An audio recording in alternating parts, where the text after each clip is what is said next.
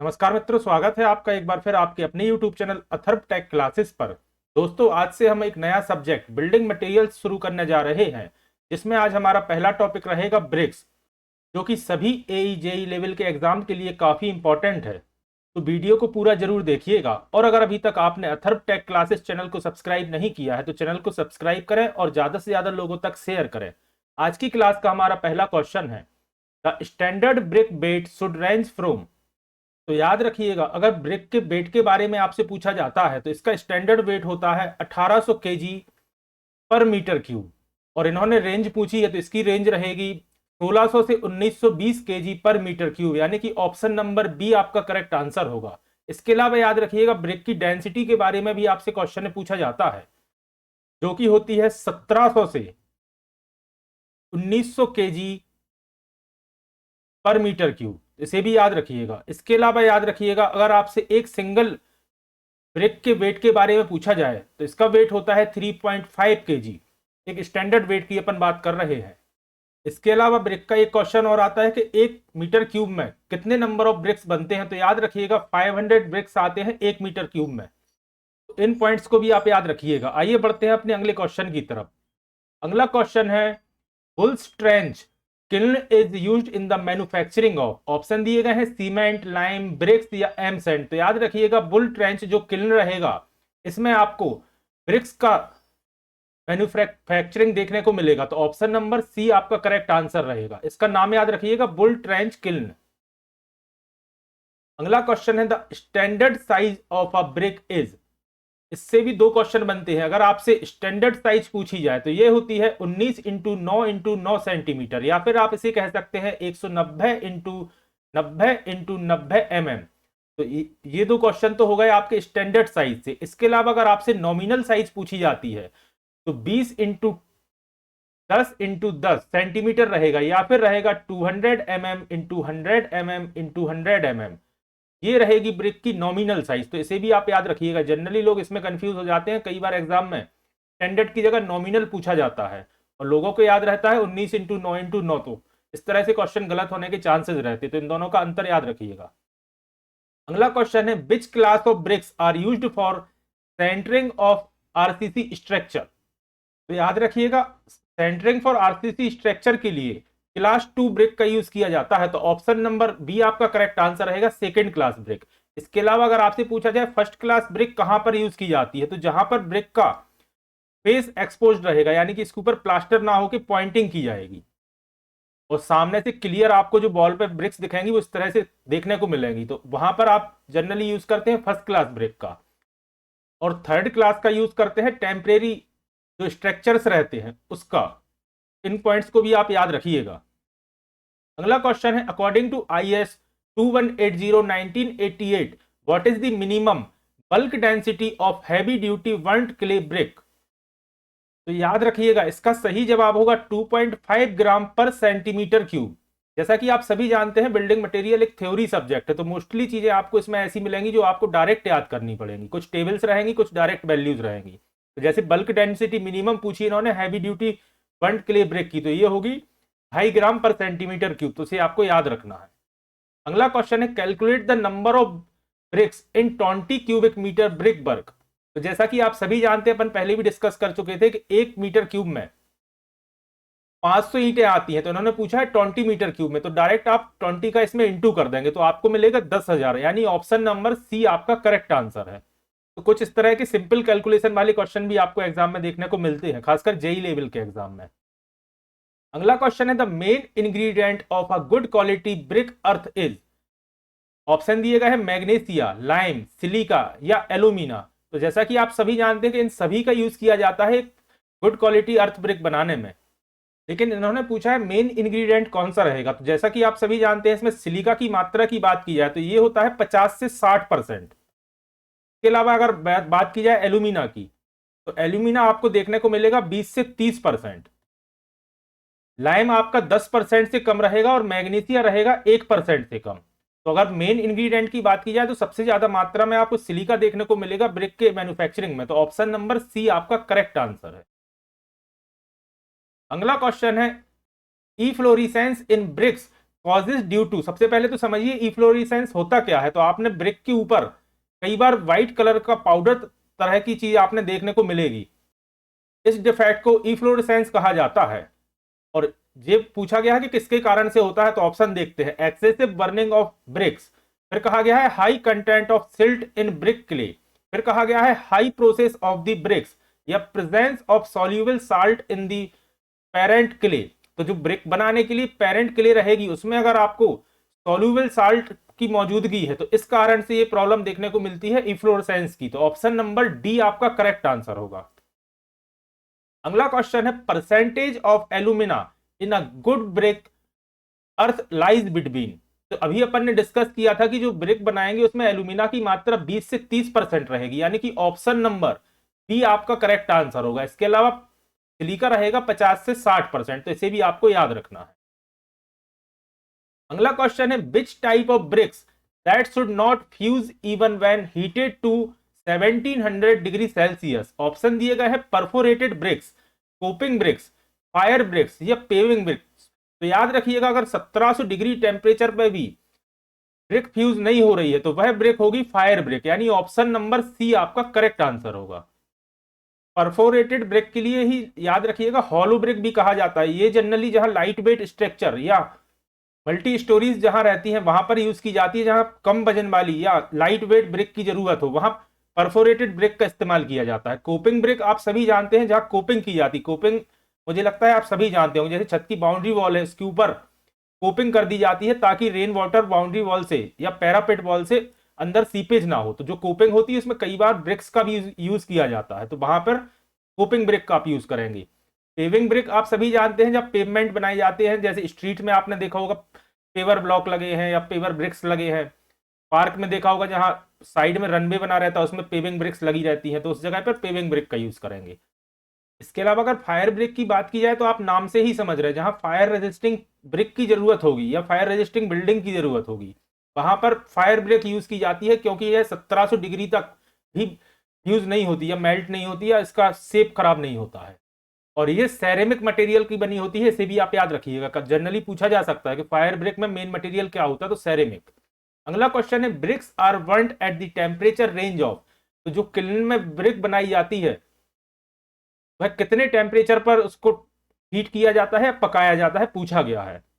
तो इसका अगर अपन डायरेक्ट आंसर देखें तो 900 डिग्री से 1200 डिग्री सेल्सियस तक इसको टेम्परेचर रहता है स्किल्न का, या इस टेम्परेचर पर ब्रिक को जलाया जाता है। लेकिन अगर इसे डिटेल में देखें तो 400 से 650 तक का जो टेम्परेचर रहेगा इसमें हाइड्रेशन की प्रोसेस होगी। इसके अलावा 650 से जो 900 तक का टेम्परेचर रहेगा इसमें ऑक्सीडेशन की प्रोसेस होगी। जो रॉ आपने क्ले की ब्रिक बनाई थी उसका जो शुरुआती टेम्परेचर रहेगा उसमें सबसे पहले हाइड्रेशन होगा, यानी कि उसका पानी पूरा जितना होगा वो इवेपोरेट होगा, फिर उसमें ऑक्सीडेशन की प्रोसेस होगी 650 से 900 डिग्री सेल्सियस तक। इसके अलावा 900 डिग्री सेल्सियस से 1200, कई जगह आपको 1250 देखने को भी मिलेगा, बाकी 900 से 1200 तक जो रेंज रहेगी इस टेम्परेचर को इसका विट्रीफिकेशन पीरियड कहा जाता है। जनरली इस क्वेश्चन में तो उन्होंने डायरेक्ट पूछ लिया कि burned at the temperature range of. कई बार पूछा जा सकता है कि विट्रीफिकेशन प्रोसेस जो रहेगी ब्रिक की उसके लिए कितना टेम्परेचर आपको जरूरत पड़ेगी, तो वह जरूरत पड़ेगी 900 से लेके 1200 तक। कई बार ऑक्सीडेशन भी पूछ सकते हैं, हाइड्रेशन भी, इसलिए मैंने आपको तीनों पॉइंट बता दिए, लेकिन मोस्ट कॉमन ये है 900 से 1200, तो इसे आपको याद रखना है। अगला क्वेश्चन है, when deposits of efflorescence is more than 10% of exposed area of brick the presence of efflorescence is classified as.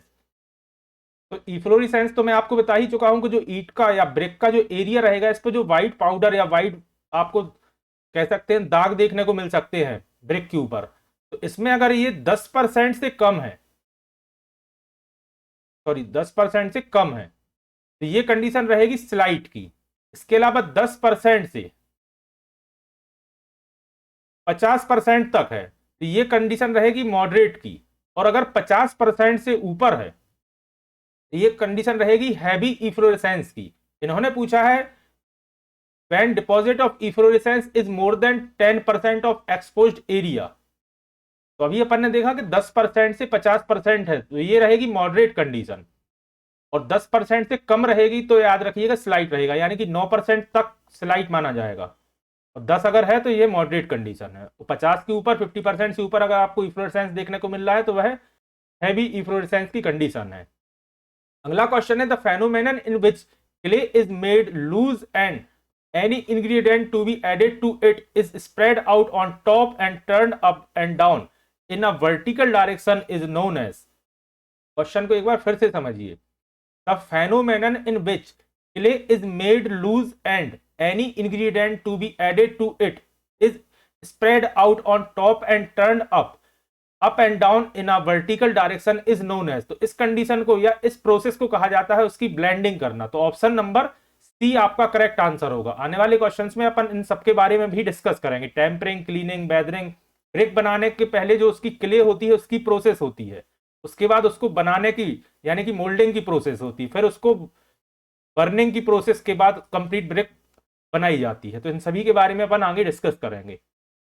अगला क्वेश्चन है the portion of the brick without a triangular corner equal to half the width and the half the length is called. सबसे पहले याद रखिएगा अगर आपको question में एक तो ये शब्द मिले ट्राइंगुलर कॉर्नर आपका ब्रिक से कम है, या फिर उसमें इस तरह से कट लगाया गया है कि जो उसकी हाफ विड्थ है और हाफ लेंथ है इस तरह से उसमें कट लगाया गया है, तो ये कंडीशन या इस शेप को कहा जाता है ब्रिक के किंग क्लोजर। तो ऑप्शन नंबर सी आपका करेक्ट आंसर होगा। इसके अलावा अगर आप ब्रिक को लेंथ के अक्रॉस 2 इक्वल पार्ट में कट करेंगे तो इस कंडीशन को कहा जाता है क्यून क्लोजर। तो इन दोनों को याद रखिएगा, एग्जाम में दोनों पूछे जाते हैं और काफी इंपॉर्टेंट क्वेश्चन है ये।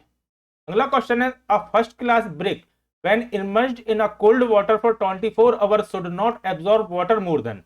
इन्होंने पूछा है फर्स्ट क्लास ब्रिक, तो याद रखिएगा इसका सही जवाब होगा उसके वेट के 20% तक वह पानी एब्जॉर्ब करेगा फर्स्ट क्लास जो ब्रिक रहेगी। इसके अलावा जो सेकंड क्लास ब्रिक रहेगी वह रहेगी मतलब वह पानी एब्जॉर्ब करेगा 22% तक, इससे ऊपर नहीं कर सकता, मतलब इसकी फाइनल लिमिट है।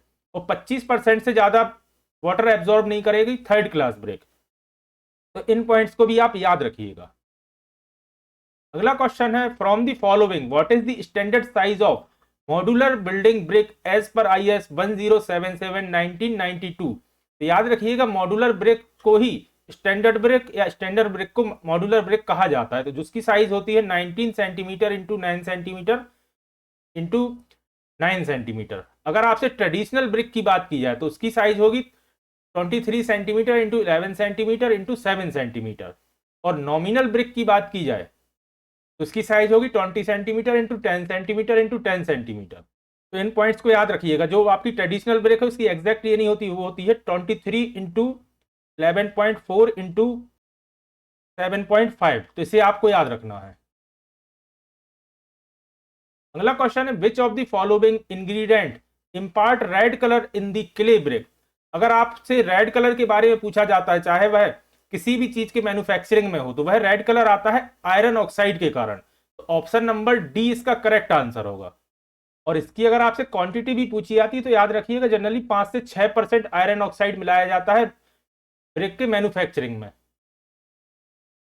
अगला क्वेश्चन है the defect in which white patches appear on a brick surface is known as. Option है ब्लिस्टर्स, स्पॉट्स, इफ्लोरेसेंस या ब्लोटिंग। इन सभी के बारे में अपन देख लेते हैं। ब्लिस्टर्स इसका मतलब अगर एग्जैक्ट अपन इसका हिंदी मीनिंग देखें तो इसको कहा जाता है छाला। और जनरली आपने देखा होगा कि किसी कारण से अगर पेंट में भी ये डिफेक्ट होता है या फिर ब्रिक में भी होता है तो किसी कारण से अगर उसकी लेयर के अंदर थोड़ी बहुत एयर रह जाती है तो उस तरह एक छाला टाइप का आपको उस पर देखने को मिलेगा, तो उसे कहा जाता है ब्लिस्टर। स्पॉट आप सभी जानते हैं किसी प्रकार का अगर उसमें कोई दाग धब्बा लगा हो एक पर्टिकुलर तो उसे स्पॉट कहा जाता है। लेकिन अगर उस पर व्हाइट पैचेस है या व्हाइट पाउडर टाइप का ऊपर आपको देखने को मिल रहा है तो इसको कहेंगे अपन इफ्लोरेसेंस। और ब्लोटिंग में एक स्पंजी टाइप का इफेक्ट देखने को मिलेगा आपको ब्रिक में। तो इस सब के बारे में आप याद रखिएगा। अगला क्वेश्चन है the minimum average compressive strength of common world clay brick class 3.5 as per IS 1077/1992 is. Option दिए गए 3.5 kg per mm square, 3.5 kg per centimetre square, 3.5 kg per newton per centimetre square या 3.5 Newton पर mm square. तो आपको सबसे पहले तो याद रखना है जिस क्लास की ब्रिक के कंप्रेसिव स्ट्रेंथ के बारे में पूछा जाता है तो जो लास्ट में नंबर है क्लास जैसे 3.5 है तो यही उसकी कंप्रेसिव स्ट्रेंथ होगी, लेकिन इसकी यूनिट होगी न्यूटन पर mm स्क्वायर। जैसे आपसे पूछा जाता क्लास 15 की जो ब्रिक रहेगी उसकी कंप्रेसिव स्ट्रेंथ कितनी रहेगी, तो वह रहेगी 15 न्यूटन पर mm स्क्वायर। तो आपको ये यूनिट याद रखना, और न्यूटन पर mm स्क्वायर को ही मेगा पास्कल भी कहा जाता है, MPa, तो इसे भी आप याद रखिएगा। इस क्वेश्चन का सही जवाब रहेगा ऑप्शन नंबर डी, 3.5 न्यूटन पर mm स्क्वायर। अगला क्वेश्चन है, what should be the upper limit of water absorption of world clay brick up to class 12.5 as per IS 1077/1992 when immersed in cold water for a duration of 24 hours। 12.5 class के break के बारे में पूछा गया है, तो यह होगा लगभग 20% of its dry volume, sorry weight रहेगा, 20% ऑफ इट्स ड्राई वेट। तो ऑप्शन नंबर सी आपका करेक्ट आंसर रहेगा। याद रखिएगा इसके ड्राई वेट के अकॉर्डिंग रहेगा, ना कि वॉल्यूम के। तो ऑप्शन नंबर सी आपका करेक्ट आंसर है।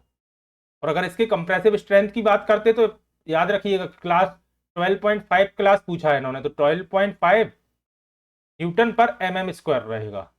अगर क्लास 35 के बारे में पूछता तो 35 न्यूटन पर mm स्क्वायर, यानी कि आपको इसकी यूनिट याद रखना है।